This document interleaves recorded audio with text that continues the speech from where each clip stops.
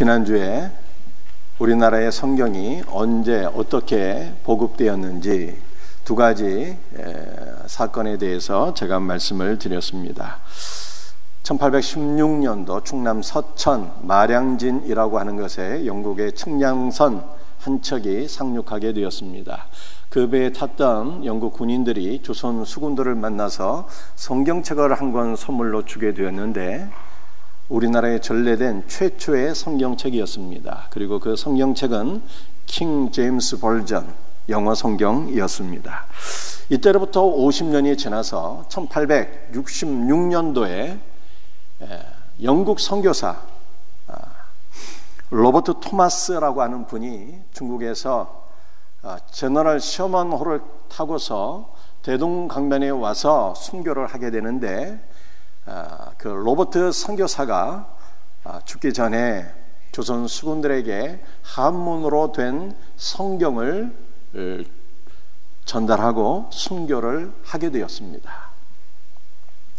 오늘은 먼저 성경의 그 번역 및 보급과 관련해서 한국 교회사에서 우리가 꼭 알면 좋겠다고 생각되어지는 매우 중요한 인물 두 명을 제가 소개해 드리고자 합니다.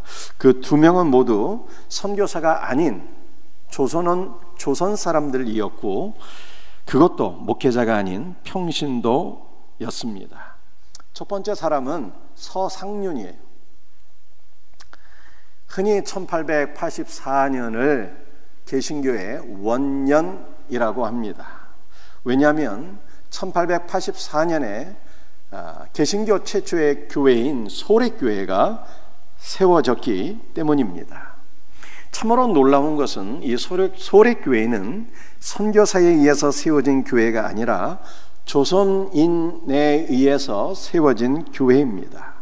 그것도 목회자가 아닌 평신도에 의해서 세워진 조선 최초의 개신교회가 바로 소래교회입니다. 개신교 100주년 기념 사업으로 총신대학원 이 양지 캠퍼스에 소래교회가 복원이 되었어요. 제가 1989년도에 총신신학대학원에 입학을 하게 되었는데 복원된 소래교회에서 기도를 했던 기억이 아직도 생생합니다. 소래교회는 서상륜에 의해서 황해도 장현군에 세워진 교회입니다.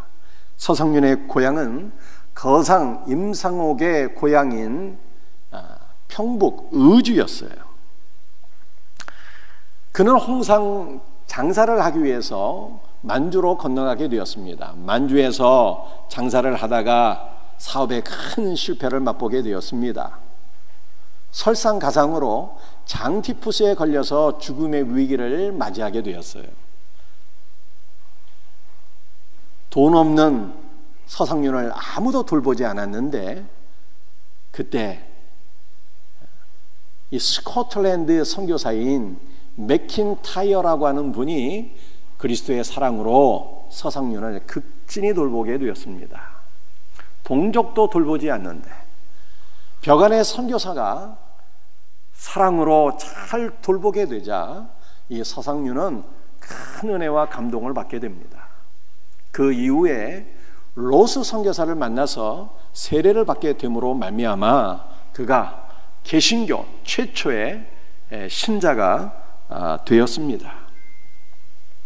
서상륜은 만주에서 예수 그리스도를 믿은 이후에 몇몇 믿음의 형제들과 함께 성경을 번역하게 되었습니다. 보다 정확히 말씀드리면 이 로스 선교사가 믿음의 형제들 몇 명과 함께 성경을 번역하게 된 것이죠. 그들은 바로 서상륜과 백홍준이었습니다.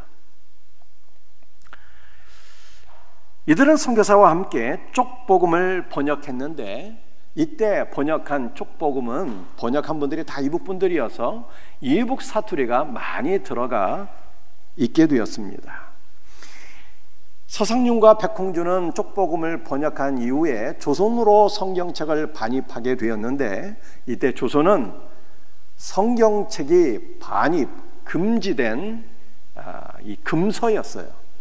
그래서 이 성경책을 어떻게 반입하게 되었는가 하면은 번역한 성경을 다 한 장 한 장 찢어서 이것을 새끼로 꼬았습니다. 새끼줄처럼 꼬았어요.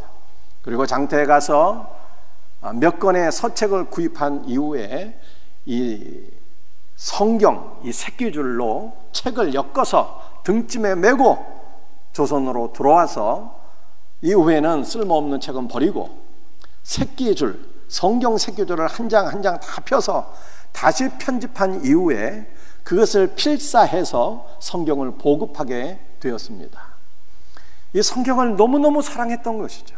얼마나 성경을 사랑했으면 예수 믿고 난 이후에 성경을 다 일일이 번역하고 그 성경을 보급하기 위해서 새끼줄로 꼬고 다시 새끼줄을 펴서 편집하고 그것을 보급하는 일에 헌신했겠습니까?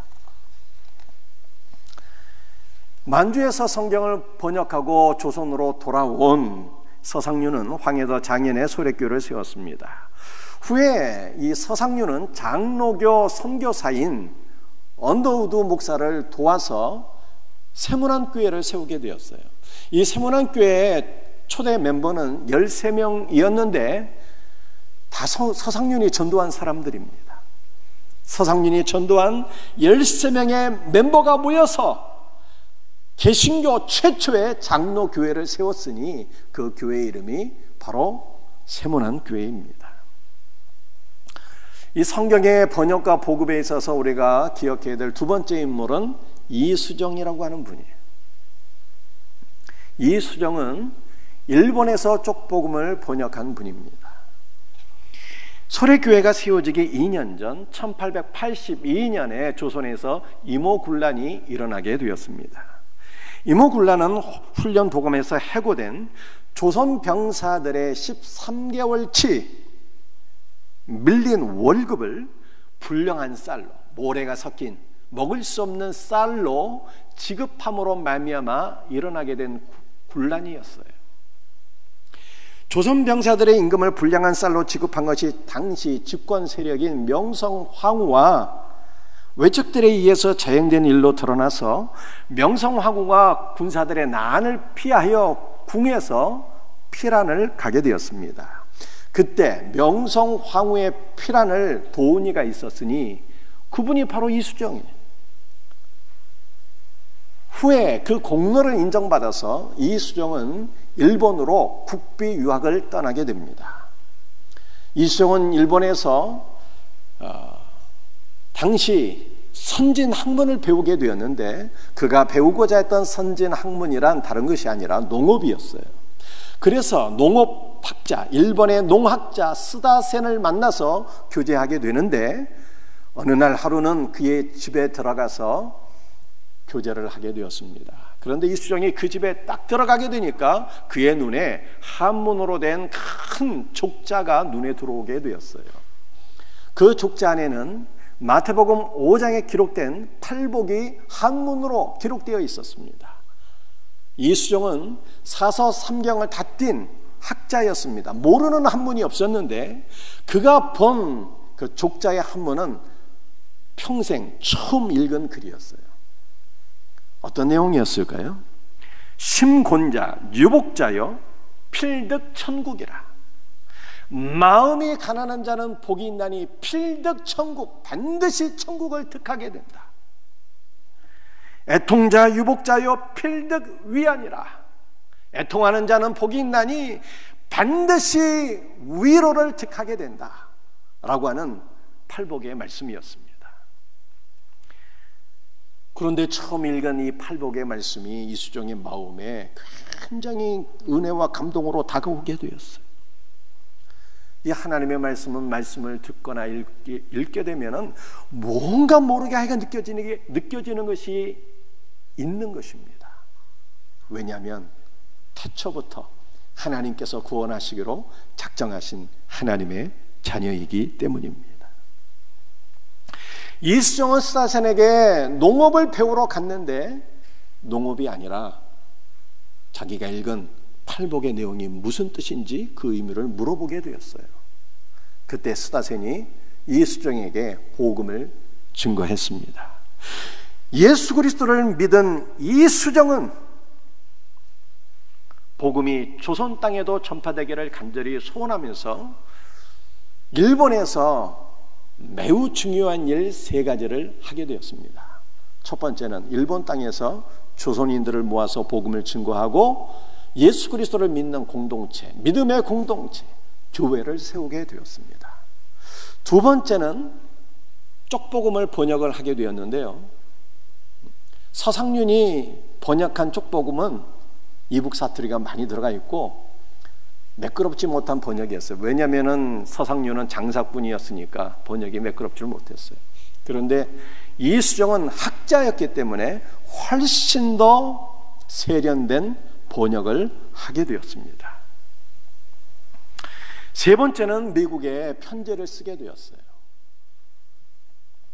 이수정의 편지를 루미스라고 하는 감독이 영어로 번역한 후에 미국에서 크리스찬이 읽는 가장 대중적인 잡지에 기고를 하게 되었습니다. 이수정의 편지가 실린 주간지는 크리스찬 위클리라고 하는 잡지였는데 미국에서 수천만 명의 크리스찬들이 읽는 매우 대중적이고 영향력이 있는 기독교 신문이었어요. 이 크리스찬 위클리에 실린 이수정의 편지의 핵심은 이렇습니다. 나 이수정은 미국에 있는 그리스도인들에게 예수 그리스도의 이름으로 문안드립니다. 우리 조선이라는 나라는 아시아에 있는 알려지지 않은 작은 나라인데 그리스도의 복음을 모르고 있습니다. 미국에 있는 믿음의 형제들이 조선에 복음을 전해주시기를 바랍니다. 조선에 복음을 전할 수 있는 선교사들을 많이 보내주시기를 바랍니다. 이러한 편지를 보내게 되었습니다. 이 편지가 1884년 1월에 미국의 주간지에 실렸어요. 소래교회가 세워지기 전이고 개신교 선교사 알렌 선교사가 들어오기 전입니다. 이수정은 미국에 수천만이 읽는 기독교 신문에 자신의 편지를 기고함으로 말미암아 그의 글을 읽고 많은 선교사들이 조선 땅에 오게 되었습니다. 개신교 선교사들이 중국에 5,000명이 가게 되었는데요, 조선에는 1,500명이 오게 되었습니다. 그러나 중국과 조선의 인구를 대비해서 생각해 보게 되면 정말로 조선 땅에 엄청난 선교사가 오게 된 것입니다. 전적인 주님의 은혜였지만 결정적으로 이 이수정의 편지가 크게 역사한 것입니다. 그래서 이수정을 조선의 마게도냐인이라고 합니다. 사도행전을 보면 바울이 3차에 걸쳐서 선교를 했습니다. 1차 선교는 저 터키의 갈라디아 지역에 가서 복음을 증거했는데 그 지역이 비시디아, 안디옥, 이고니온, 루스드라라고 하는 곳이었습니다. 1차 선교를 끝내고 돌아온 이 사도 바울이 2차 선교를 시작했습니다. 처음에 복음을 증거했던 갈라디아 지역으로 가서 믿음의 형제들을 말씀으로 굳건히 세운 이후에 소아시아로 가서 그리스도 예수의 복음을 증거하고 드로아까지 가게 되었는데 드로아에서 환상을 보게 되었어요. 마게도냐 청년 한 명이 환상 중에 바울에게 손짓하면서 바울이여 바울이여 속히 이곳으로 와서 복음을 전해주시기 바랍니다 라고 하는 환상을 보게 되었습니다. 바울은 이 환상이 성령의 음성이여 성령의 뜻인 것으로 알아서 마게도냐 지역으로 건너가서 빌립보에서 복음을 증거하고 고린도에서 복음을 증거하고 아테네에서 복음을 증거하게 되었습니다. 이수정의 편지를 통해서 많은 선교사들이 조선에 들어왔기 때문에 그를 가리켜서 조선의 마게도냐 사람이다 이렇게 칭하고 있습니다. 그런데 한 걸음 더 나가서 이수정은 조선의 사도 바울이었어요. 왜냐하면 이수정이 성경을 번역했고 그가 성경을 번역함으로 말미암아 많은 영혼들이 주님 앞으로 돌아와서 구원을 받았기 때문입니다. 서상륜은 중국 성경을 번역할 때 한문과 한글을 섞어서 성경을 번역했습니다. 이수정은 성경을 번역할 때요, 한글과 한라어를 섞어서 번역을 했어요. 신약 성경에 나오는 이름들이요, 영어식 이름이 아니라 한라어식 이름이에요. 예를 들어서 한 가지만 설명드리면, 예수님의 이름이 한문으로 하면 야소 기독이고요, 영어로 하면 지저스인데 한라어로 하면 예수스예요. 그러니까 성경에 예수님의 이름이 예수로 기록된 것은 이수정의 번역을 따른 것입니다. 여러분들, 제가 이 서상윤과 이수정에 관한 말씀을 드렸는데요, 선교사가 들어오기 전부터 조선 땅에 교회가 세워졌는데 그 교회는 평신도 서상윤에 의해서 시작되었고, 평신도에 의해서 성경이 번역되고 복음이 증거된 것은요, 세계 기독교 역사에 찾아볼 수 없는 일입니다. 그래서 우리 한국 교회사에 나타난 이러한 믿음의 주상들은 너무나 대단한 분들이고요, 정말 믿음의 후손인 우리들이 본받아야 마땅할 자부심을 가져도 좋은 그러한 분들이다, 이렇게 생각이 듭니다. 우리 교회도 우리 이수정 집사님이 계신데 수원의 마게도냐 사람이 되고 바울이 되기를 주 예수의 이름으로 축복합니다. 오늘 본문으로 돌아가서요, 성경은 과연 어떤 책일까? 성경은 구원의 말씀이에요. 디모데후서 3장 16절 말씀 같이 읽어보도록 하겠습니다. 모든 성경은 하나님의 감동으로 된 것으로, 모든 성경, 즉 신구약 66권은 하나님의 감동으로 된 하나님의 말씀입니다. AD 90년경 얌리아 종교회의에서 구약 39권이 정경, 즉 하나님의 말씀으로 공인되었어요. AD 397년경 카르타고 종교회의에서 신약 27권이 정경, 하나님의 말씀으로 공인되었습니다.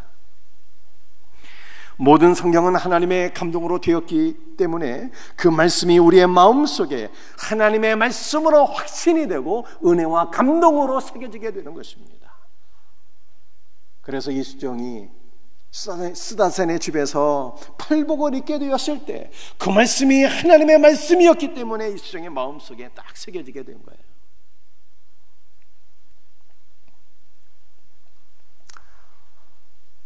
외경은 하나님의 말씀이 아니죠. 오직 66권만 하나님의 말씀이에요. 바울은 드로아에서 환상을 보게 되었지만, 그래서 우리 성도들도 환상을 볼 수 있지만, 그러나 환상이 하나님의 말씀은 아닙니다. 어떠한 인간의 말이나 글도 하나님의 말씀이 될 수가 없어요. 오직 신구약 66권만 살아계신 하나님의 말씀임을 믿으시기를 바랍니다. 모든 성경, 신구약 성경 66권은 하나님의 감동으로 되었어요.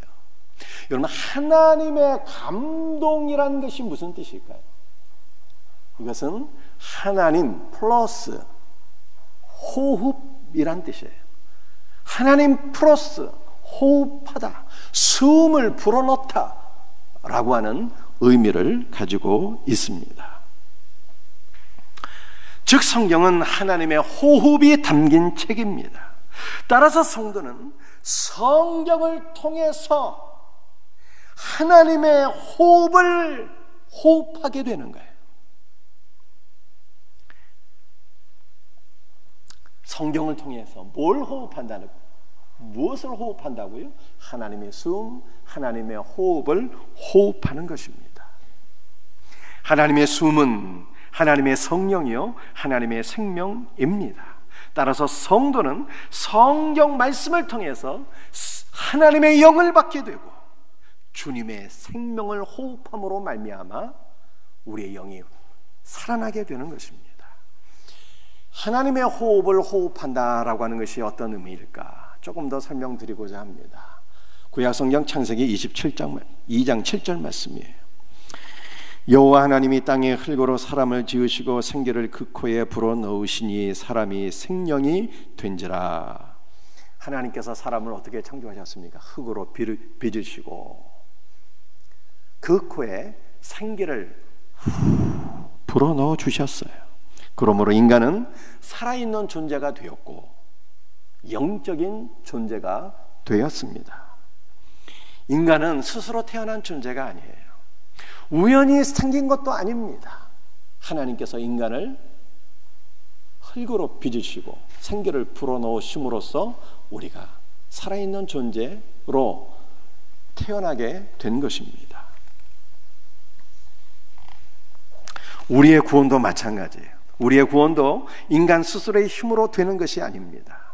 우리의 영과 몸을 창조하신 하나님께서 성경 말씀을 통해서 다시 한 번 더 하나님의 호흡을 불어넣어 주실 때 우리의 영이 하나님의 호흡을 호흡함으로 말미암아 우리가 살아있는 존재, 하나님의 생명이 우리에게 들어오게 되어서 우리의 영이 살아나게 될 것을 믿으시기를 바랍니다. 그러므로 말씀을 떠난 구원은 있을 수가 없는 거예요. 여러분들 이해하시겠습니까?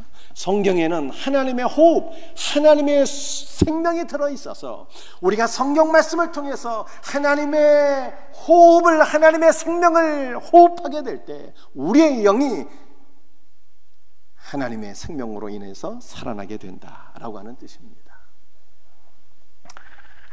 디모데후서 3장 16절 말씀을 다시 한 번 더 읽도록 하겠습니다. 모든 성경은 하나님의 감동으로 된 것으로 교훈과 책망과 바르게 함과 의로 교육하기에 유익하니. 성경은 하나님의 호흡이 담긴 책이며 교훈하기에 유익하다 말씀하고 있습니다. 이 교훈은 무엇을 의미하는 것일까요? 윤리와 도덕이면 꼭 성경을 읽을 필요가 없습니다. 이수정이 사서삼경을 읽게 되었는데 사서삼경에 훨씬 더 윤리적이고 도덕적인 교훈이 더 많이 들어 있을 수 있습니다. 그렇다면 성경이 교훈하게 유익하다는 것은 무엇을 의미하는 것입니까? 예수 그리스도를 교훈하게 유익하다라고 하는 뜻이에요. 예수 그리스도를 우리에게 가르치기에 심히 유익한 책, 이것이 바로 성경입니다. 성경은 교훈하게 유익하고 책망하게 유익합니다. 책망하게 유익하다는 것은 남을 비판하고 정죄하게 유익하다라고 하는 뜻이 아니라 유죄 판결을 내리기에 유익한 책이라고 하는 뜻이에요. 히브리서 9장 27절 말씀을 보게 되면 사람이 한번 죽는 것은 하나님께서 정하신 것이요 그 후에는 심판이 있으리니 말씀하고 있죠. 죽음 이후에 하나님의 심판이 있대요. 하나님의 심판의 기준은 무엇입니까? 예수가 우리 안에 있으면 천국 가는 것이고 예수가 우리 안에 없으면 지옥 가는 거예요. 성경은 유죄 판결을 내리기에 유익한 책이라는 거예요. 말씀을 통해서 우리에게 유죄 판결을 내려주신대요.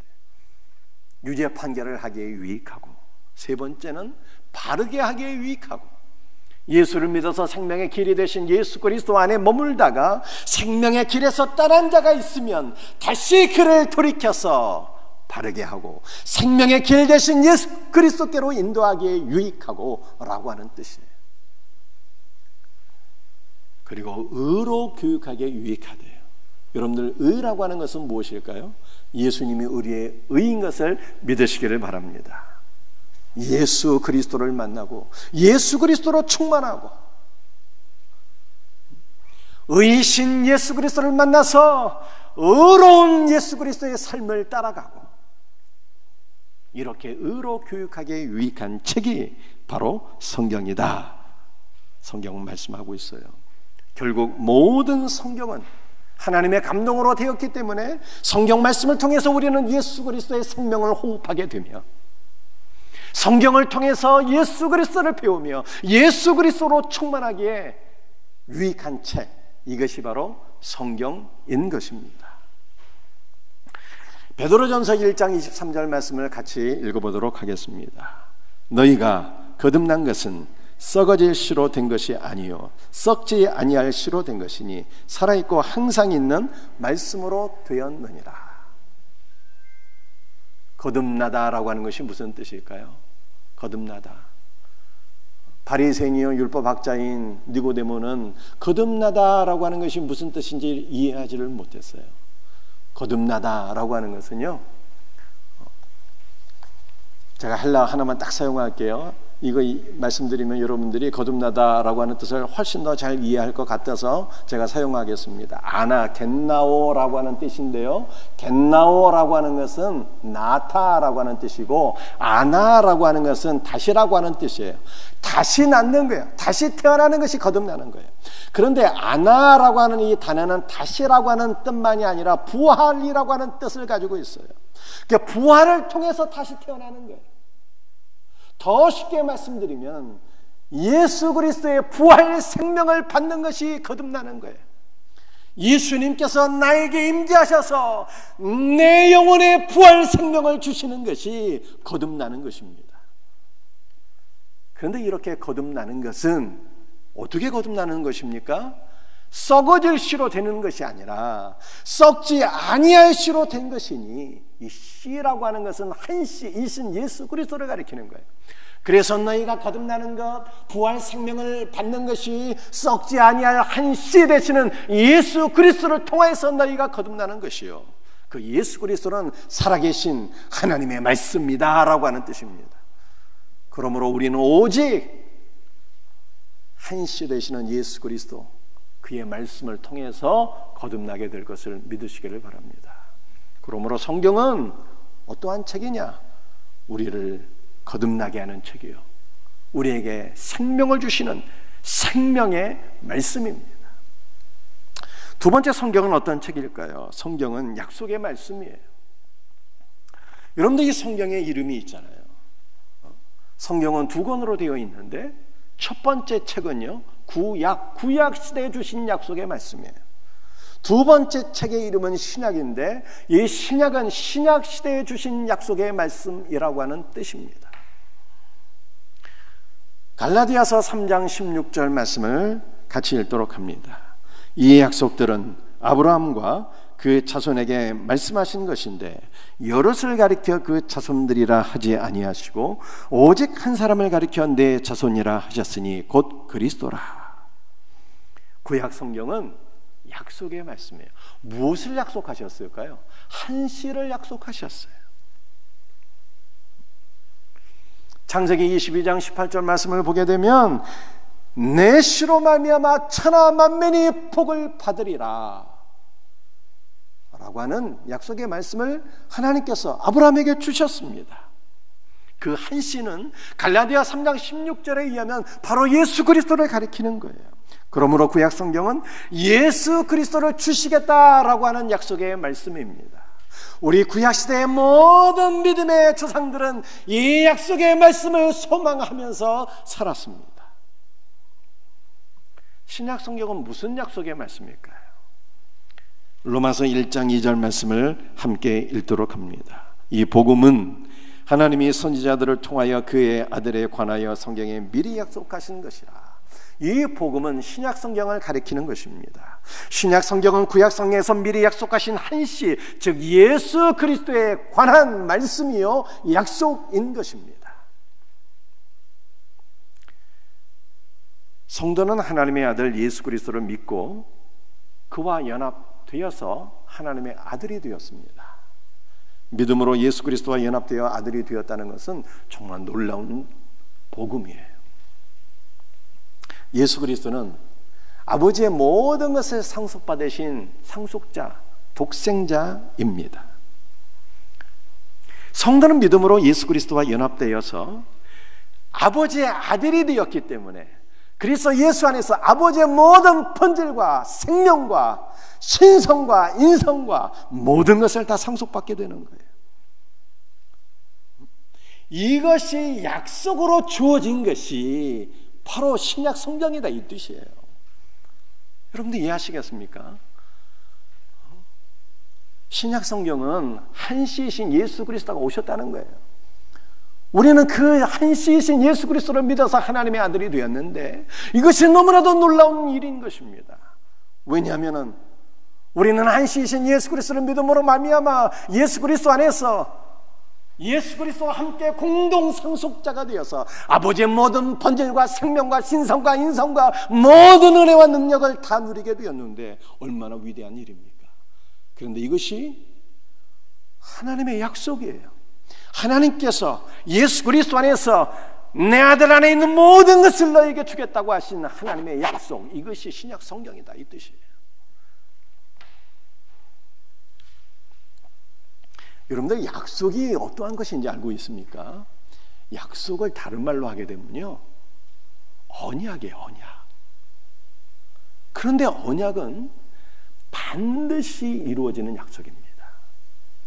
하나님께서 한시의 약속을 주시고 아브라함이 너무 그 은혜를 받아서 하나님께 제물을 드렸는데 제물을 절반 딱 쪼개갖고 하나님 앞에 드리게 되었어요.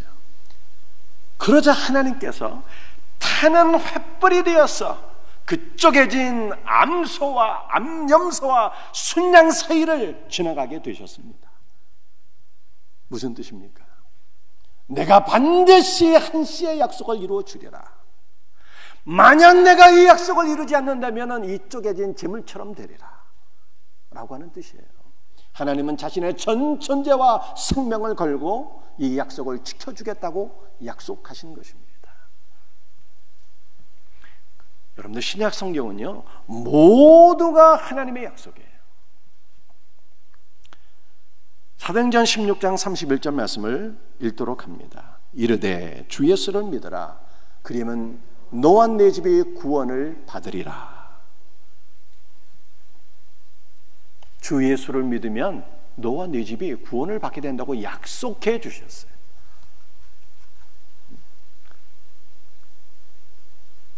구원은 인간의 공로, 인간의 선행으로 이루어지는 것이 아닙니다. 주 예수를 믿음으로 이루어지는 거예요. 그래서 종교 개혁자들은 오직 믿음을 강조했어요. 무엇을 믿어야 되는 것입니까?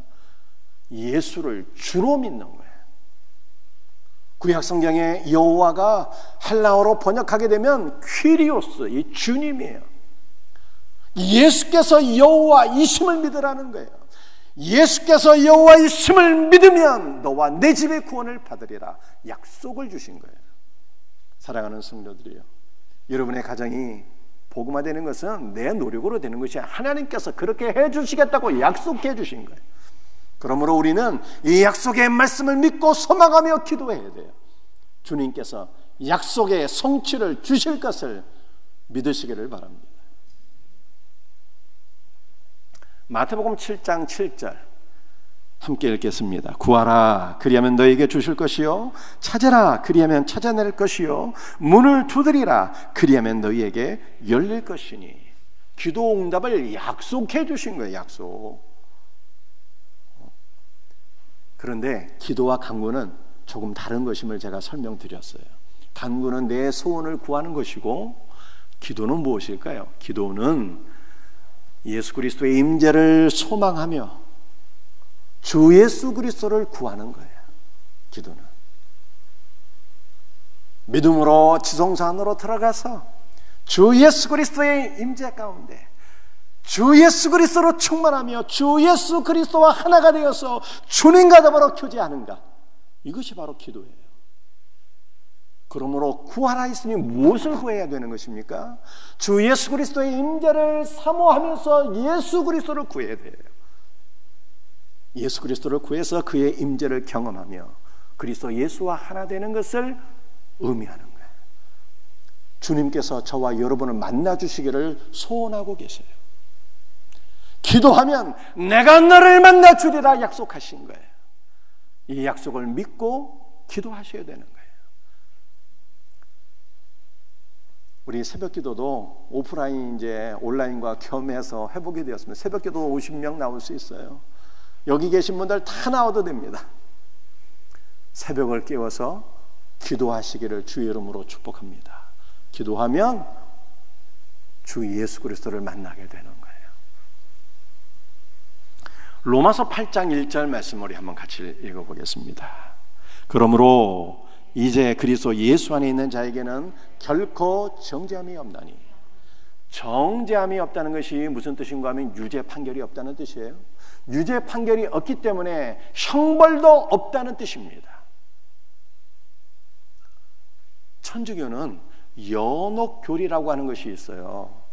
연옥은 천국과 지옥 사이에 있는 것인데, 예수를 믿어도 늘 죄를 짓고 불순종하며 사는 자들은 연옥에 들어가서 연단을 받고 정결함을 받은 이후에 천국 들어간다는 거예요. 이게 말이 도와서 이게 정결함을 받고 연단을 받는 것이지, 쉽게 말해서 지은 죄에 대한 대가를 치르는 거예요. 형벌을 받는 것입니다. 죄에 대한 대가를 다 치르게 되면 그때 천국에 들어가게 된다는 것이 연옥교리잖아요. 그런데 성경은 무엇을 말씀하고 있습니까? 그리스도 예수 안에 있는 자에게는 결코 정죄함이 없다는 거예요. 유죄 판결도 없고 죄에 따른 형벌도 없다는 거예요. 그게 주님의 약속이에요. 약속. 내가 이렇게 너에게 해주겠다는 약속이에요. 네가 예수 그리스도 안에 있다면, 예수 그리스도를 믿는다면 주 예수의 은혜로 말미암아 너에게는 정죄가 없다라고 주께서 약속해 주셨어요.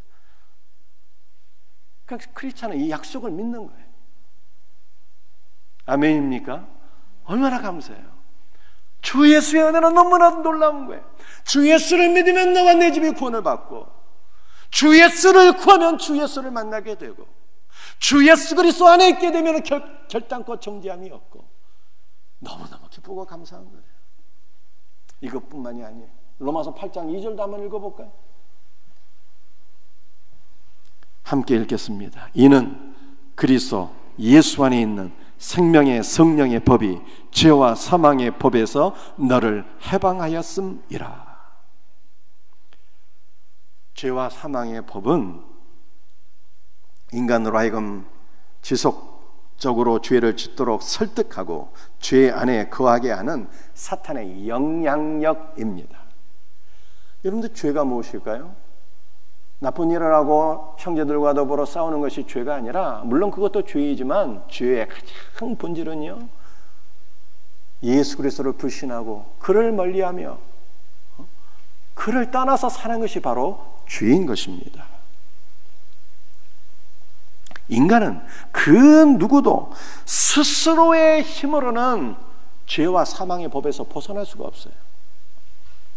사탄에 사로잡히는 모든 인간은 예수 그리스도를 불신하고 거부하고 멀리하다가 마침내는 지옥불에 떨어지게 되는 것입니다. 그런데 생명의 성령의 법이 죄와 사망의 법에서 너를 해방하였다 말씀하고 있어요. 생명의 성령의 법이 무엇입니까? 생명의 성령의 법은 우리 마음에 새겨진 그리스도의 복음을 가리키는 거예요. 구약시대 율법은 돌비에 씌어지게 되었어요. 이 돌비는 깨어지기 쉽고 잃어버리기 쉬운 법인 것입니다. 모세가 열받아서 집어 던지니까 이 돌비에 새겨진 말씀은 깨어지게 되었잖아요. 신약 성경, 신약 시대에는 성령께서 돌비가 아니라 신비에 예수를 믿는 우리의 마음에 그리스도 예수의 법을, 복음을 새겨주세요. 성도는 내 마음속에 새겨진 그리스도 예수의 복음 안에서 은혜와 생명을 누리게 되는 것입니다. 우리 성도들인 신비에 새겨진 그리스도 예수의 은혜와 생명을 누리게 되면 이것이 생명의 성령의 법이고, 생명의 성령의 법이 죄와 사망의 법에서 너를 해방하리라 주님께서 약속의 말씀을 주신 것입니다.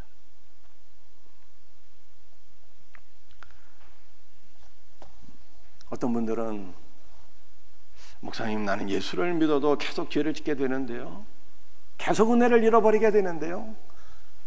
여러분들, 주님의 약속을 믿으세요. 생명의 성령의 법이 죄와 사망의 법에서 너를 해방하리라.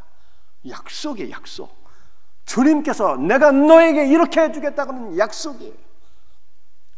우리는 단지 어떻게 하면 되는 것입니까? 그리스도 예수 안에서 성령께서 내 신비에 새겨주신 은혜의 말씀을 묵상하며 이 은혜와 생명을 누리면 되는 거예요. 그러면 생명의 성령의 법이 죄와 사망의 법에서 우리를 이미도 해방시켜 주신 것을 경험하게 될 것을 확실히 믿습니다.